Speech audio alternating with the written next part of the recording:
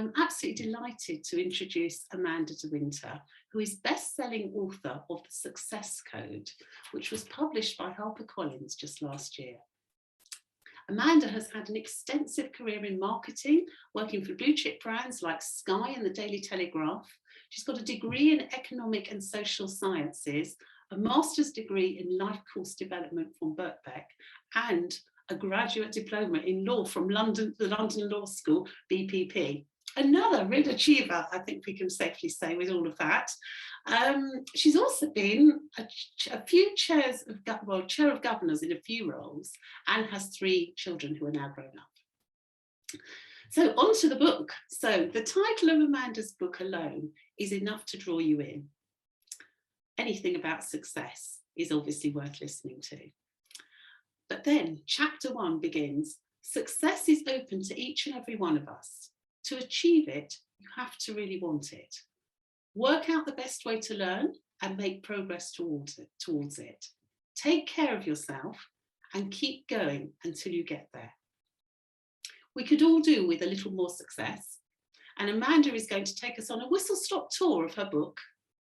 Do ask questions as we go along by the chat box as before, and there will also be an opportunity to ask more questions at the end. So very much I'd like to introduce you to Amanda Dewinter. Thank you.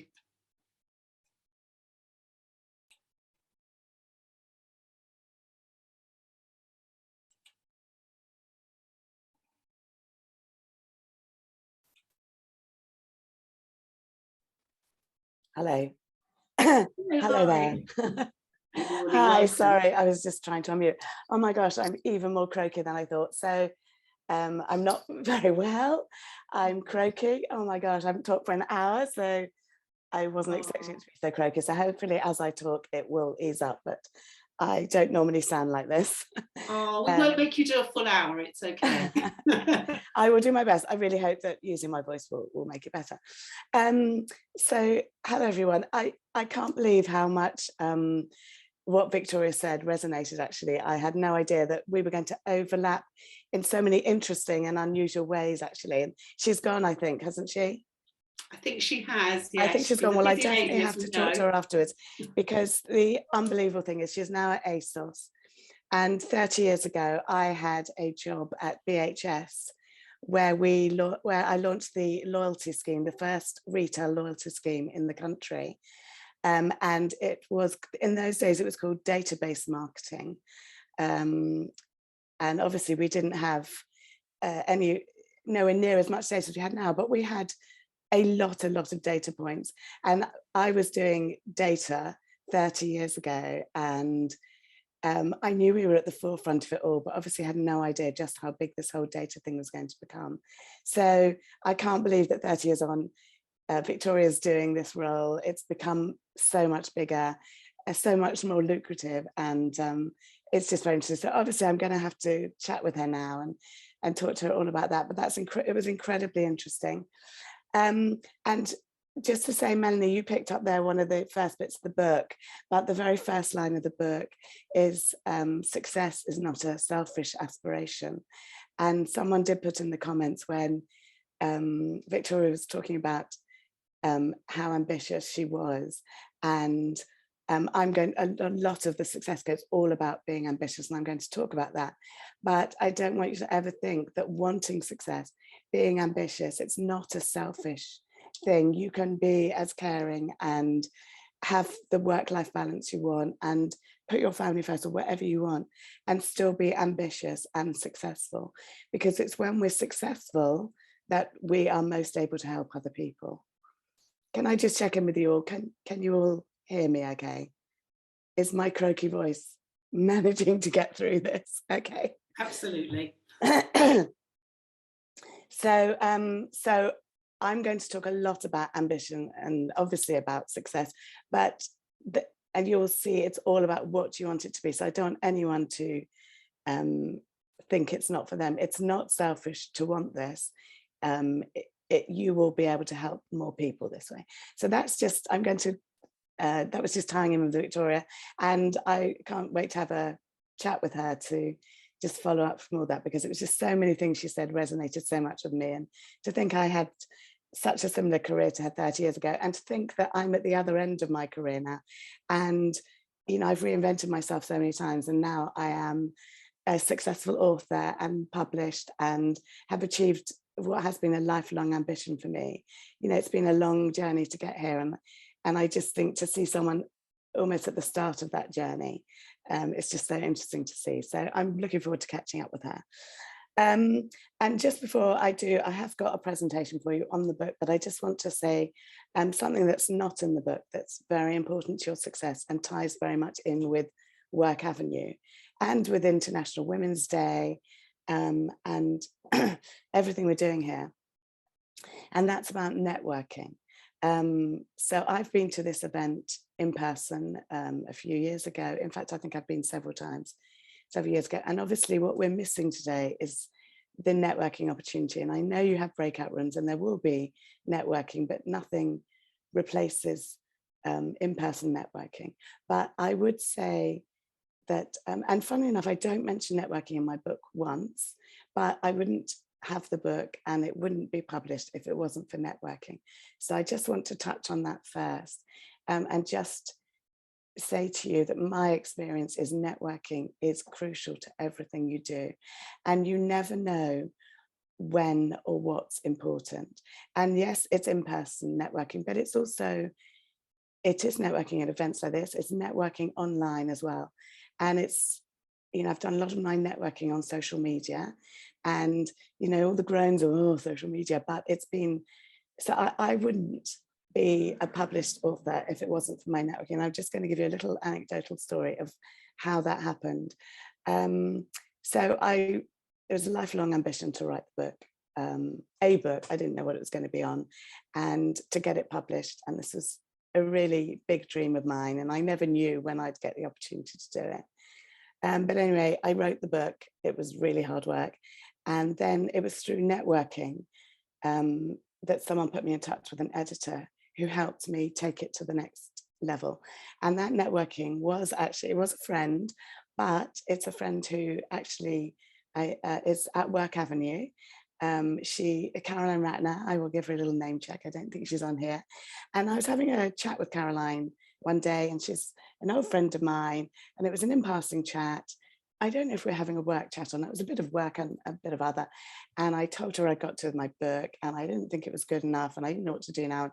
Maybe I'd self-publish, and like, I've got to just get it off my plate now because it takes up every waking hour and I can't just keep going. And she said, well, through my networking events, I know an editor. Before you go and self-publish, which is not what I wanted to do, but was my backup plan, she said, go and talk to her and see what you think. So she knew this editor through networking, which, you know, I don't know any editors. It wasn't my field. It wasn't something I knew. So I went to see her and she gave me advice. She said, yes, you need to work on this book, and I really believe you can get a big publisher to take it. So I worked with her. I worked really hard and improved it. The next stage in my publishing journey is I had to find a literary agent. You can't get a big publisher without a literary agent. Anyway, she introduced me to literary agents and I thought, oh, this is going to be fine. But I got rejection after rejection. And she's like, keep going. It's not, the book is good. Just keep going. You will get. Anyway, time's going on. Anyway, during that time and even before, I networked my socks off. So I went to big events, small events, conferences. I found people online to follow and like their posts. I was a networking queen. I was going to say queen, but I'll say queen. So I literally networked. I came to Work Avenue events just to see who I could meet. I found a mentor at Work Avenue. Any event, every event. I did, in a way, I focused on women because I felt it was easier to network with women, but I didn't make it exclusively. Anyway, a completely random bit of networking led to my literary agent. What happened was I went to the Festival of Education, and I had the keynote speaker was a woman named Andrea Safaraku, who had just won $1 million in the Global Teacher Prize. She was fantastic, just the warmest person I've ever seen. So I watched her speak. This, you know, hundreds of people in the room. Afterwards, I go up, that was fantastic, amazing, you know, I'm in awe, all fantastic. Then I start following her on social media. I like every post, I share, I follow, I comment, everything. And I'm doing this with lots of other people as well. Then I go to every event I can find her at. I had no idea she was going to be important to me, but I was doing this with lots of people. And one day I find her at a small event at a school. She went and she was speaking to 30 women. So I went to this event. Honestly, it's in some corridor.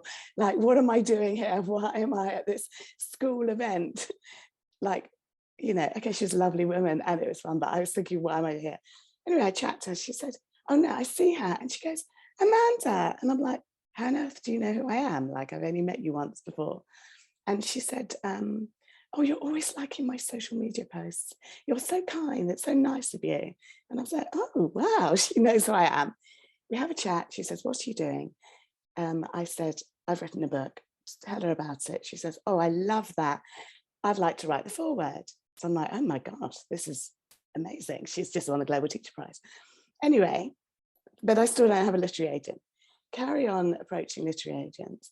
And I now start putting in, Andrea Zafaraku would like to write the foreword. Rejections coming in. Another letter to a literary agent. Within hours of sending this email, I get an email back that says, that's going to cost you. Because I said, you know, I've got my book. That's going to cost you, but I would love to meet you to talk about your book. And I thought, what on earth does that mean? And what I didn't know was that Andrea had just got a 6-figure publishing deal through this literary agent. And she didn't tell me she was writing a book. And this literary agent had just made a lot of money out of Andrea. And she wanted everything and anything to do with Andrea.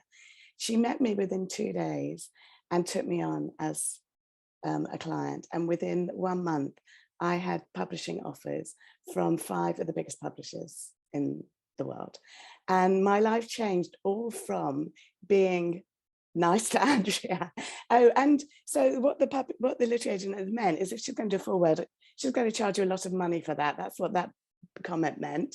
So don't think you can just get Andrea to write a foreword. It's going to cost you a lot of money. And then when I got the publisher, they said, we don't need Andrea, the foreword, we don't need to pay the money, the book stands on its own. So that's just my story on networking and the real importance of networking. And you never ever know who's going to be important to you, and you have to do it very subtly. And if I was very supportive of her and it came back in droves, and you just don't know who's going to help you along the way. So be nice to everybody, network with everybody, help everyone. I mean, I've been helping her, so help everybody, help each other, connect with each other, and really take the networking on. So I've completely gone off on a tangent, but I wanted to share that because it's International Women's Day and women supporting women. It's just so important. So that's my little anecdote to get going. I'm now, hopefully I'm going to be able to keep going. I'm now going to talk about my book, which is The Success Code. And hopefully you're going to get some tips and tools from this, which is going to help you to put in. Shall I have a quick look at the chat? Should I ask some questions now, Amanda? Well, do you want to? How do you know? It's up to you. What would you prefer? they're publishing questions. I think, okay, so I could take those up. So shall I get going on the presentation now? Because otherwise we'll run out of time. So I have to just share my screen, don't I? Oops, let me take that off. So share screen, let's see if this works.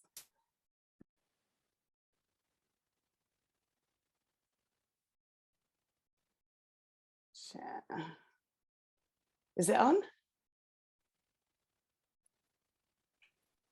It is. We can all see it. Yes, it's on. You can all see it. Okay. Can you please let me know if it comes off full screen, if anything goes wrong with it, if anything happens? Will you please shout out and tell me, because I'm feeling a little bit, I'd much rather be in a room with you and see all your faces if something goes wrong. Okay. So obviously today I'm talking about success. Just all join me in a minute. Just take a big deep breath and let's just come out of the busy of everyday life and just I need a breath anyway.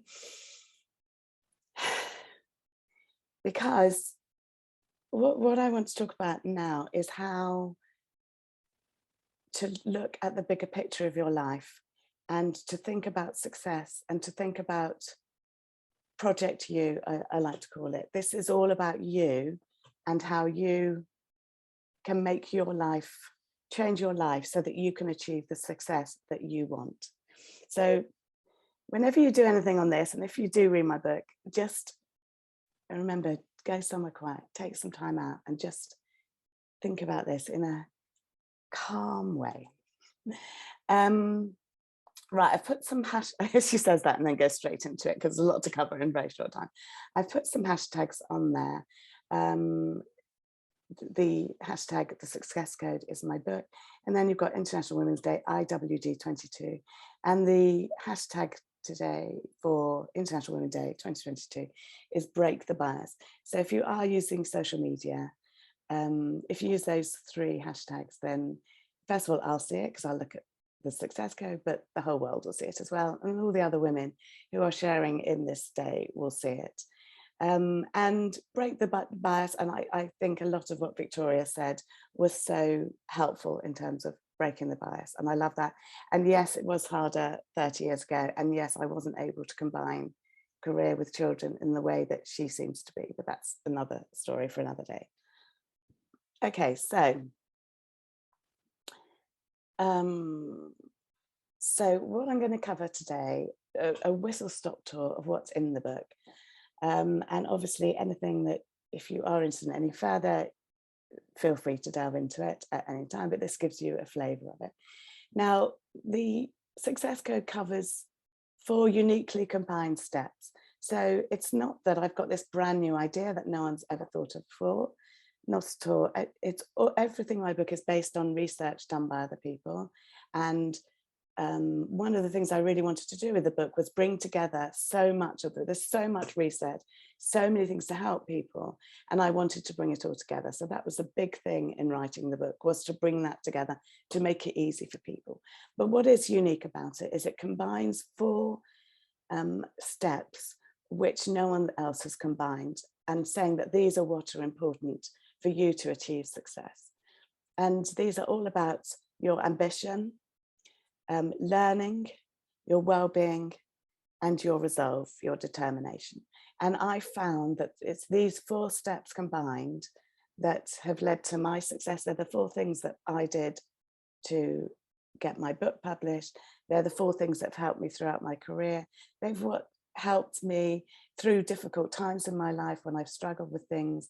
And they have helped me in every area of my life. So that's why I've combined these 4 things. Obviously, I thought long and hard about what to put into the book, you know, a book on success. I mean, there's lots of books on success, but what's unique about my book? And these are the 4 things. So this is what we're going to go through today. And the slides are numbered, just so you know where we've got to. I've got 17 slides. And so in case you're losing interest, you can see just how far we've got. So you can come on the journey with me. So, right, first of all, find your ambition. Now I really found it interesting to see in the comments, in the chat room, something about suggesting a fear of ambition.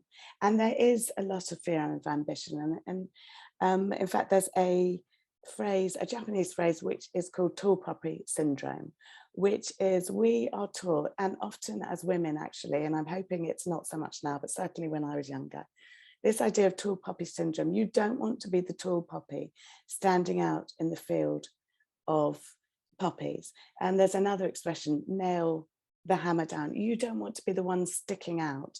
You know, we're taught to fit in, to blend in, to not be the one that's seen above anybody else. But this is very misplaced, because we all need, it's misplaced because some people look at other people who are very ambitious and think they're greedy. But ambition does not have to be greed. It doesn't have to be selfish. And as I said, it's not a selfish aspiration at all. To be successful, however we choose to define it, is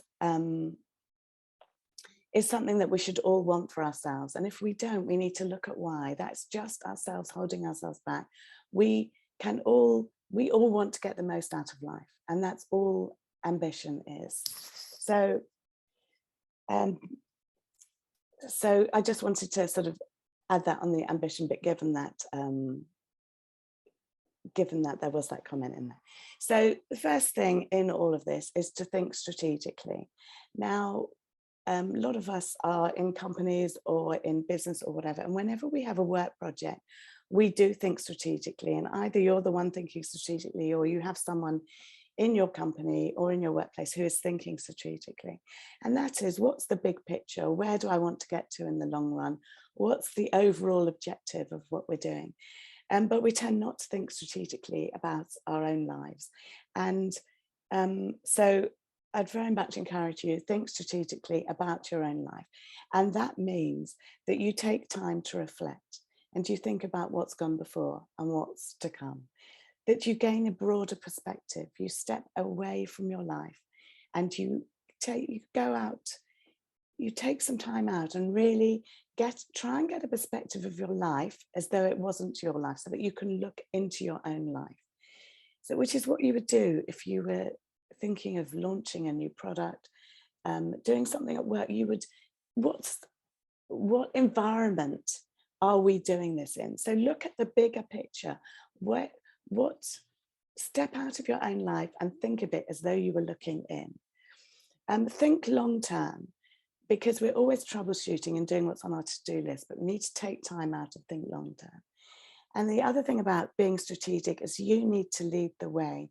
You need to take charge of this project and you need to take charge and take responsibility of how you are going to go forward with your life and how you define success, how you do what you want to do.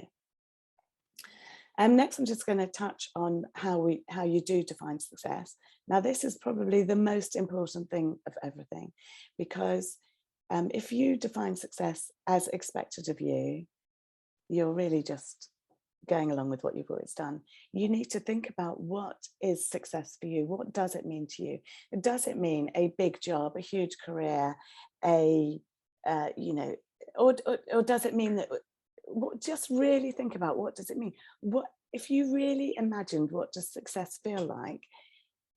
How would you define it? And don't define it according to other people. Again, step away and think about how you would define it. It's really important that you don't go along with other people's expectations. We're going to come along to that in a minute. You could compile a mission statement, which is something that most companies will have their own mission statement. And some individuals, like people like Bill Gates, have their own mission statement. The Melinda and Bill Gates Foundation, people have mission statements of where they want to go. So if you want to think about what success means for you, you could have your own mission statement of big picture, what your life looks like.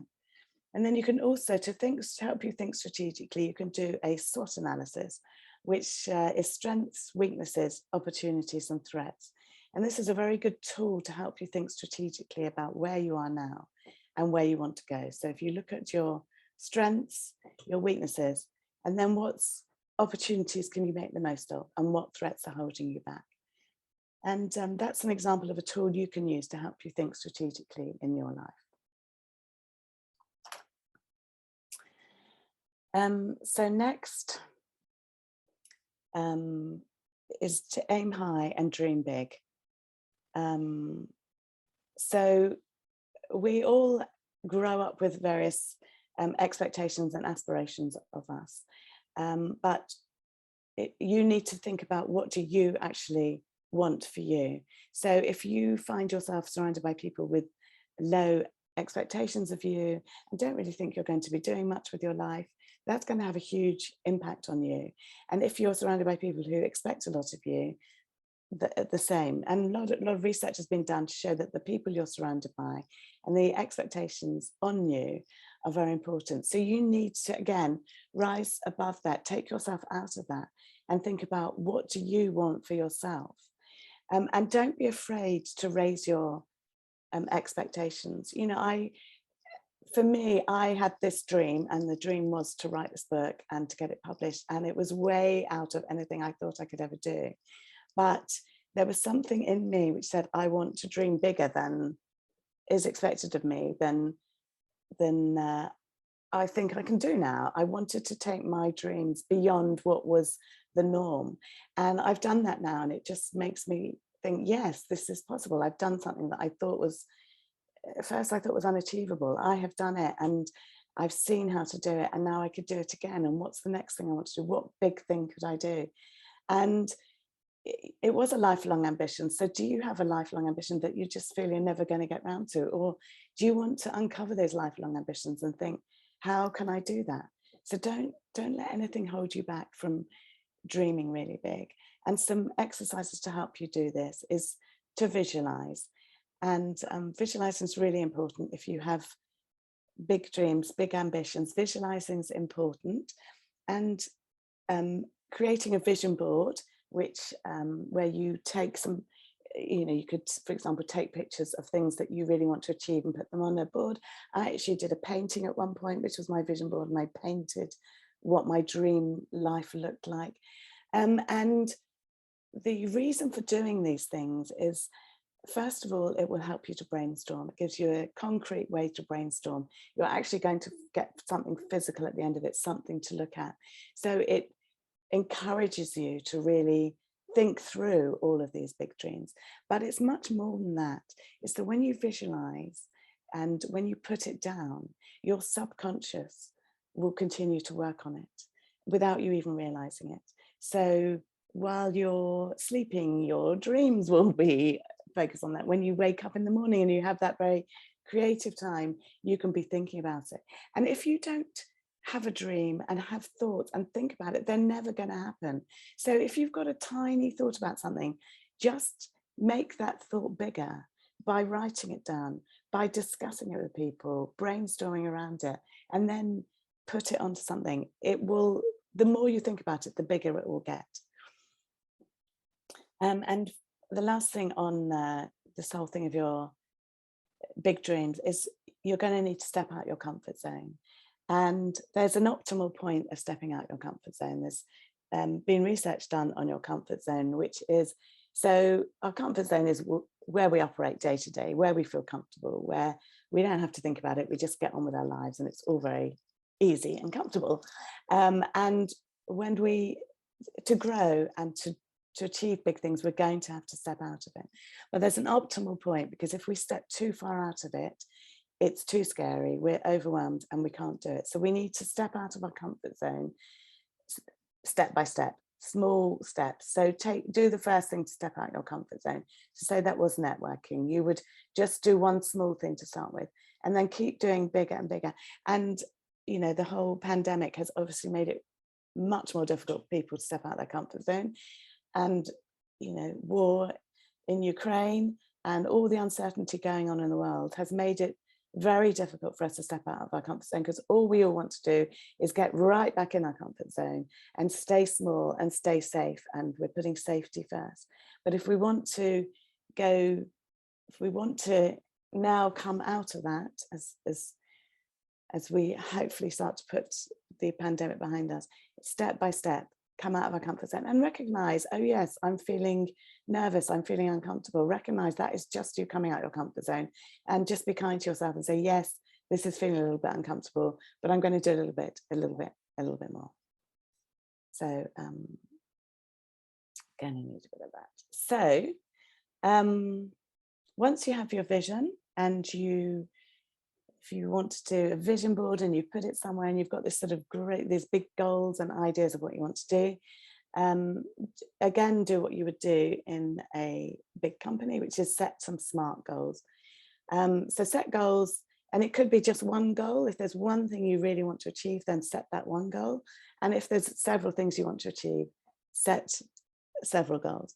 And goals will work for you if you make them SMART goals, which means make them specific, measurable, achievable, realistic, and timely.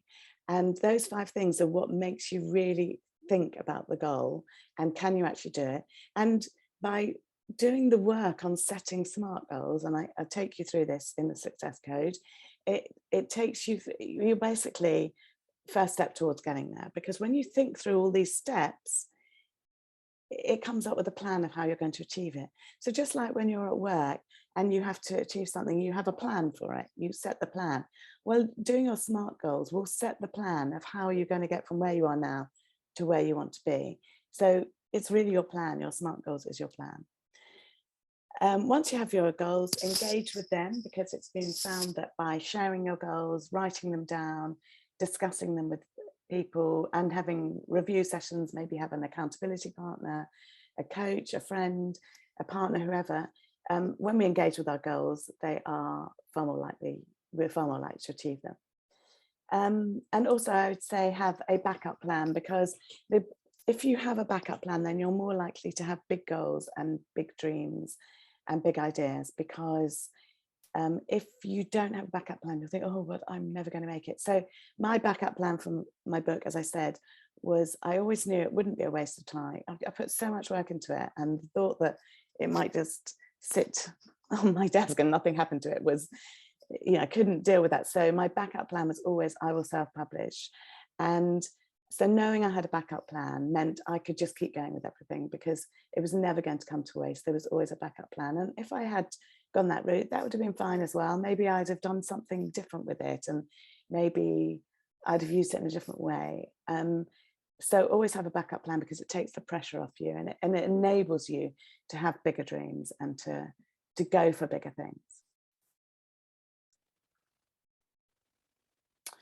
So step 2 in the success code is a learning, and Victoria absolutely touched on this, and that's why I was so pleased and thought we could have absolutely done a session together, because there was so much overlap on what she's done.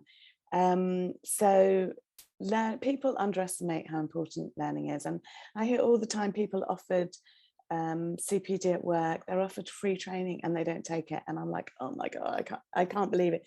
It's just the most valuable thing you could do. If there's one thing you take away from today, it's keep learning. I mean, coming here today, you've taken the active decision to keep learning, so you're there, but just learn. And the thing is that you never, first of all, you don't know what you don't know. So you know, how do you know what you don't know? But secondly, it's learning that will unlock all your potential. It will take you on paths you haven't even thought of yet. So there's so much psychology, and the neuroscience has now proved how we can actually develop our brains, and how learning is the key to success. So Professor Anders Ericsson is the leading expert on performance and expertise, and his 30 years of research has showed that there is not one single example of anybody who has achieved the top of their field without learning and dedicated practice. There's no such thing as natural talent. No one is born. Mozart was not born playing the piano. Serena Williams was not born playing tennis. Tiger Woods shot golf from his high chair. You know, they don't come out the womb able to do that, and it doesn't happen actually. Leave all those people to their own devices. They would not have become what we would term as a genius. It's always through deliberate practice. It's always through learning. So if you look at any successful person, and I think it's very difficult for the young people now, they see these influencers and they think, oh, you just have to look nice and you can make loads of money. But don't you, you totally underestimate. They have learned how to do that. They have learned how to apply their makeup with the filter, with the social media. They've learned how to do all of that. They've practiced. They didn't just switch on their camera and suddenly they're social media influencers who have it all. There's a lot that's going into every success story you see, has got a lot going on in the background. And the people who, sometimes people have their 15 minutes of fame and something just happens and something goes viral because people just got it, but it is the 15 minutes of fame. If you want to achieve success, you have to learn and practice. So the research is all there. lots and lots of research now which shows that we can all develop way beyond what we all think. So we all have the most enormous untapped potential. And I definitely couldn't be a tennis star at this stage of life, but there's so many more things I could do. And I totally know that with my writing. I always doubted, could I write a book? Was my writing good enough?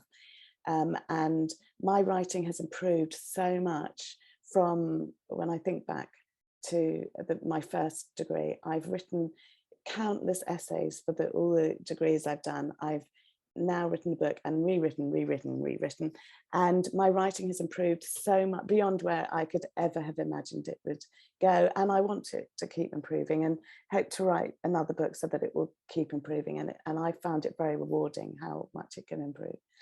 The other thing is that our brains can actually expand, and the neuroscience is very exciting in this. And now that they can do brain scans, which is only really in the last 20 years, they can see that our brain actually changes with learning, and neuroplasticity of the brain is becoming a more known concept, where actually when we learn, our brain gets stronger. So learning has real physical and mental benefits to us in so many ways. And we have so much more we can do with it all. So I do, yes. So you need to spend time working out what to learn, and you may want to conduct a learning audit. What learning have you done so far? And when I say learning, it's all from all the formal learning and the qualifications right through to, you know, the newspapers you read and the books you read and the YouTube videos and the TED Talks and the informal and conferences and events and everything. You know, we're learning all the time. We're naturally curious. We do want to learn. We get very bored when we don't learn new things. So just do a bit of a learning audit. What are you learning at the moment? What more could you learn? Anyone who's got opportunities to free courses at work, absolutely do every single one. And I was very interested to hear that Victoria said that the government is giving free training on this data. So all this free training, go for it, and think about whether you want to do any learning which you're going to pay for, and how would you fund that. So do a learning audit, really think about what you learn. It's really, so it can, you know, absolutely change your life. I mean, doing my master's in social sciences in life course development, how we develop across the life course was definitely a foundation for me writing the book, but in so many other ways it helped to do coaching, it helped in business and all that. So it's, you know, that changed my life. All the learning I've done has had a positive impact on my life. So how are we doing? I need to keep, yeah, let me keep going because we're only on 7 and it's 10. Just to let you know, yes, at this point, that we have probably just a few minutes left because we've got so many questions in the chat. So okay, I guess right, to get to the next stages, people will have to read your book. all right, so I'm going to whiz through, just do an overview of the next 10 slides and then we'll go to questions. So this will take 5 minutes and then we'll go to questions. So I'm not going to talk about this because this is how to learn, and there's tips in the book on how to make your learning easier and all the science behind learning. And then, right, prioritize your well-being. Now, success books and successful don't normally include this because they're, yeah, they don't. This is absolutely crucial. And I've looked at all the research into the link between well-being and success. And obviously it's completely hand in hand. If we don't feel well, if we're not performing at our best, we can't achieve success. So I look at stress and how we can actually change our perspective on it, the stress paradox, how actually stress can help us to succeed and how to manage stress. I then talk about the basics of well-being, how we need to sleep, exercise and eat well. And these are all, we all know this, but actually we don't take the time to really think about it.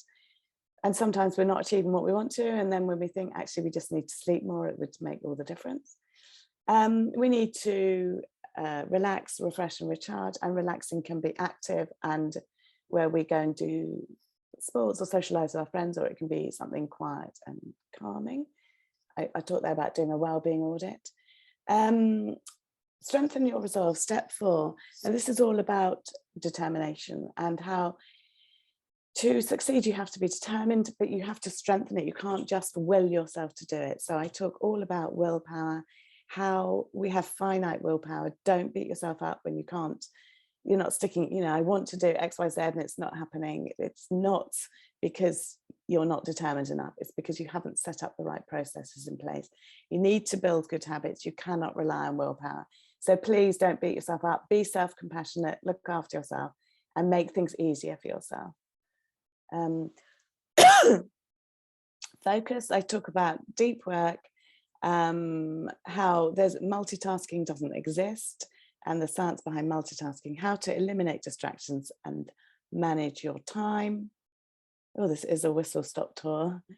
I give 4 values for success, which is have courage, be grateful, be optimistic, and take personal responsibility. And for those first 3, I give the science as to why they are important. And they are, you know, there is real evidence to show that when we're grateful, we can do better. And when we're optimistic, the same. Okay, and there's my contact, there's my social media if anyone wants to follow me. I'm on Twitter, LinkedIn, and I'm just starting out on Instagram, trying to get some followers there, but I'm very active, or have been very active in the past on Twitter. There is my my hardback book. I can come back to that one if you want. The paperback is coming out on the 12th of May, and there's the new cover, so a cover reveal there. And Andrea's actually put a quote on the front cover there. So, you know, would love it if you follow me on social media, if you buy the book or pre-order the paperback. And if you like it, I really ask you, and please do leave a review or a rating. Those ratings on Amazon make a lot of difference. I'd really appreciate it if you did that. And yes, Q&A, how have I done? 10:47. Thank you so much. Thank you very much, Amanda. What an interesting talk. The title Success obviously draws us in right from the start anyway. Shall I stop sharing? Yes, I think that would be great. Thank you. And then we can all see each other, which will be lovely. And really love the whole talk about networking, which will lead us very nicely into our next session. More about that in a moment. So I'm just going to hand over to Hannah Dehaan, who's my colleague, who's just going to look at the questions go through the questions with you on the chat, because I know how difficult that is to do when you're talking. Thank you so much, Amanda. I'm just scrolling upwards. Can we start with that bottom one, because or is that other things? I haven't seen the others. Yeah, I can start with the bottom one. So Alexandra says, Mozart was born gifted. He had the perfect pitch and the ability to play piano from an extremely young age. His father did nurture this, but as some of you have mentioned, they did not learn from nowhere. They've already had the abilities, just like you have the ability to write a book. Okay, so I have to, so yes, I don't agree with that. That's what I'm going to say. So yes, of course, there can be musical ability, perfect pitch or not. I actually think I have perfect pitch, but I definitely am not a Mozart, because I didn't have a father who made me practice every single day from the age of 1. So yeah, we do have to have some basic abilities, but absolutely not. Writing a book, so I will give you the example of writing a book. I remember doing my O-level, because I'm very old, in English, and sort of wanting to do English A-level but not being good enough. My writing wasn't any good, and I just was no good at English, and I've got dyslexia, and I didn't know it at the time, and it was all very difficult. And I had this English teacher who just inspired me, and I don't know what she did. I think it was a bit of Shakespeare or something. And it meant that I suddenly thought I was going to do science A-levels, and I actually turned and changed. I did English and social sciences, economics and things. And I do put down, I did actually go to find her and thank her when I wrote my book, because I said, if it wasn't for your belief in my ability to do English, I wouldn't have done that. So I never ever would have thought I was capable of writing a book. I didn't even think I was capable of doing English A-level. Doing English A-level gave me a love of English literature, and I went from there. But I don't agree. If you read the story about Mozart, if you really read what happened to Mozart, yes, he did have some natural ability, but you know, what's your natural ability? Are you, you know, if you're very tall, you might be able to play baseball. You know, I can't be tall. I can't, you know, I can't become tall. I can't, we have natural things, but no one's born. Mozart did have musical ability, but if it hadn't been nurtured, he would have not been the genius he was. So I'd take task for that one. And the reason to take task for that one is that we have abilities that we just don't know. So if I hadn't had that English teacher, I would never know. This would never have happened. So, you know, maybe we need other people to see it from us, or we need to just have an inkling that we've got something inside that we can develop. So that's why I'm going to take that on. But go on, please, next one. Thank you, Amanda. So I think we've only got time for one question. So from Laura, how did you lift yourself emotionally after all the rejection from literary agents? First of all, I tried not to take it personally, and sometimes they were quite personal. They'd say, oh, they'd sort of try and say something nice, and then they'd say something that, you know, this book won't do anything, whatever. I suppose I just reminded myself that J.K. Rowling got rejected 21 times. I knew that some very successful writers have been rejected many times. So I just thought, just keep going. I kept thinking, so I had only had a couple of people who thought the book, who'd seen the book and said, yes, this can be published, but I didn't really believe them. I thought, well, they're just being nice to me. So that was hard, but I just thought, I know that this is what happens in the publishing world. You get rejected and just keep going. And every time I got a rejection, I would try and get some feedback, and I would go and improve my proposal and my sample chapters. So I just used it to work hard. Amanda, Melanie, it's 10:52. Do we have time for another question? Yeah, let's have one more, definitely. Okay, so next question from Alexandra. What would you say to someone who does not have anyone to network with? I didn't have anyone to network with in that sense. I wanted to network outside of my circle. I didn't think anyone in my circle could help me to do what I wanted to do.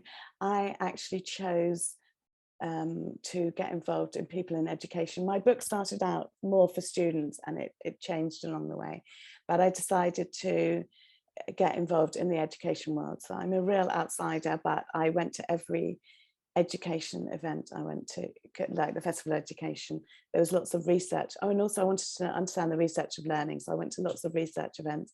And then on Twitter, most of my Twitter following, there's a lot of teachers on my Twitter, so I decided to focus on one particular area. And I think they think I'm a bit odd sometimes because I'm not a teacher and what on earth am I doing there, but they also find me very interesting because I've got a real interest in the science of learning, yet I'm from the outside, so they find that interesting. So I chose a particular area to focus on and became an expert networker in that area. Yeah, and I would go to events and I would start to recognize people and tell them that I'm doing this research and I'm writing this book, and it became very interesting. It was absolutely nobody I knew. I didn't know anybody in it to start with. And I actually found that easier than networking with my family and friends, because they just know you as you are, and they're like, well, what do you want? You know, like, so yeah, I networked in a completely new field. Amanda, thank you very much indeed.